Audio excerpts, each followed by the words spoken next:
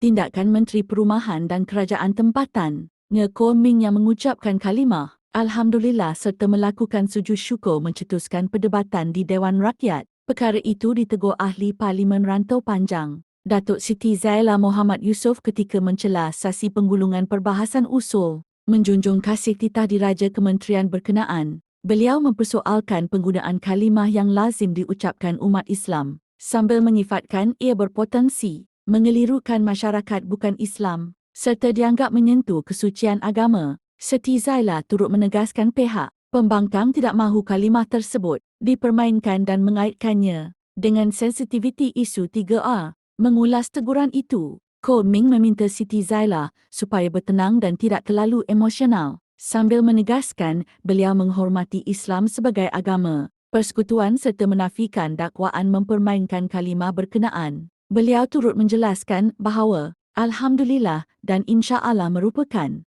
istilah Arab yang membawa maksud kesyukuran serta kebergantungan kepada Tuhan. Koh Ming juga berharap isu tersebut tidak diperbesarkan kerana dibimbangi menjejaskan keharmonian dan perpaduan kaum. Dalam pada itu, Ahli Parlimen Shah Alam, Azli Yusof tampil mempertahankan Koh Ming dan menyifatkan penggunaan kalimah tersebut sebagai sesuatu yang positif, malah mendoakan agar beliau diberi hidayah oleh Allah Subhanahu wa Ta'ala.